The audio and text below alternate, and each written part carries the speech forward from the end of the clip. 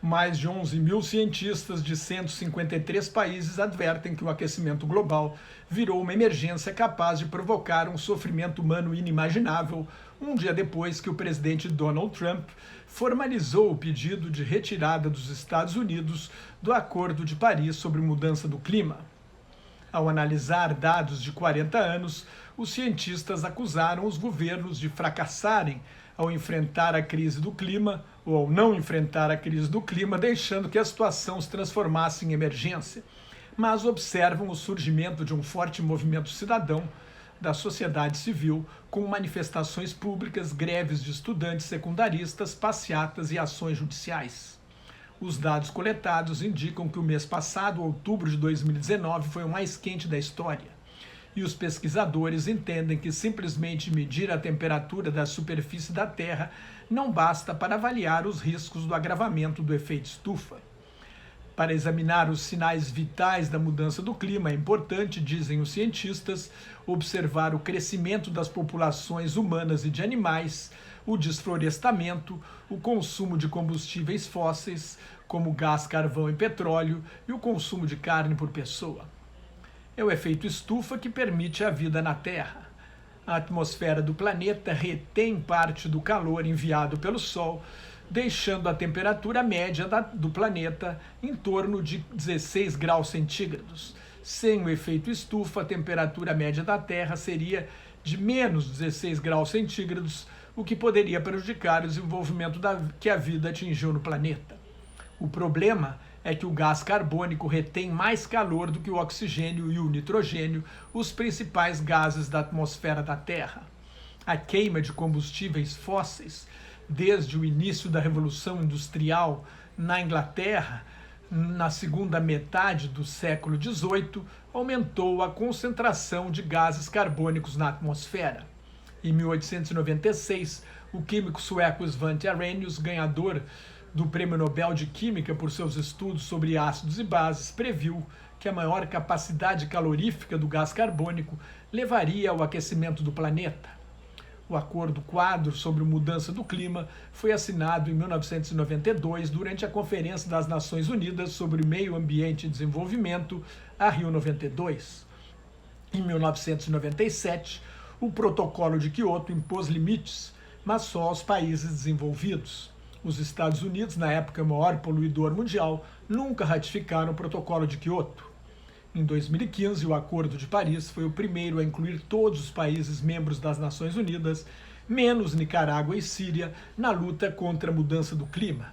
Para conseguir isso, os países aceitaram estabelecer metas voluntárias de restrições de emissão de gases carbônicos e de se reunir regularmente a cada ano para avaliar os resultados. Trump não só retirou os Estados Unidos do Acordo de Paris, como estimulou a indústria do carvão, o mais sujo de todos os combustíveis, e cortou os subsídios dados pelo governo Barack Obama às energias renováveis do sol e dos ventos. No Brasil, de acordo com a coluna de Miri Leitão no Globo, o presidente Jair Bolsonaro está cortando subsídios às energias solar e dos ventos. Vai voltar a subsidiar usinas termoelétricas de carvão. As casas, condomínios e empresas que aderiram à energia solar e vendem energia que não usam para o sistema elétrico nacional contavam com o subsídio durante 25 anos. Como Trump, Bolsonaro rejeita a conclusão científica de que o homem é responsável pela mudança do clima. Ambos estão na contramão da história. O painel intergovernamental sobre mudança do clima, formado por mais de 200 cientistas de mais de 120 países sob os auspícios da ONU, constatou um aumento de 1 grau centígrado na temperatura do planeta na era industrial. Atribui a isso fenômenos climáticos violentos, como secas, enchentes, ciclones, furacões mais radicais. Considera ideal conter o aumento da temperatura da Terra em 1,5 grau centígrado, no máximo 2 graus.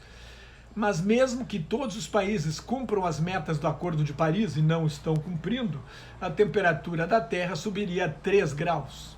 Se nada for feito, pode aumentar de 4 a 5 graus, acelerando o derretimento das calotas polares e ameaçando populações que vivem à beira-mar, inclusive as nossas praias famosas. O avanço mais significativo rumo a uma civilização com menor queima de carbono foi o crescimento da geração de energia solar e dos ventos de 373% a cada década. Mesmo assim, em 2018, a quantidade de energia gerada pelo sol e pelo vento foi 28 vezes menor do que a quantidade de energia produzida a partir de carvão, gás, madeira e petróleo. Uma emergência, explica o professor Thomas Nilsson, da Universidade de Sydney, na Austrália, um dos autores do relatório, significa que, se não respondermos aos impactos da mudança do clima, reduzindo as emissões de gases carbônicos, a criação de gado, o desmatamento, o consumo de combustíveis fósseis, os impactos serão mais graves do que têm sido até agora. Algumas regiões da Terra podem se tornar inabitáveis, alerta o pesquisador. O relatório reproduz muitas advertências feitas por cientistas, inclusive do painel intergovernamental sobre mudança do clima, mas não considera a situação irremediável. Aponta 6 áreas em que podem ser tomadas medidas imediatamente para mitigar os efeitos nocivos do aquecimento global. Em energia, os governos devem aumentar os impostos para acabar com os subsídios e desestimular o uso de combustíveis fósseis, substituindo o gás, o carvão e o petróleo por fontes de energia renováveis.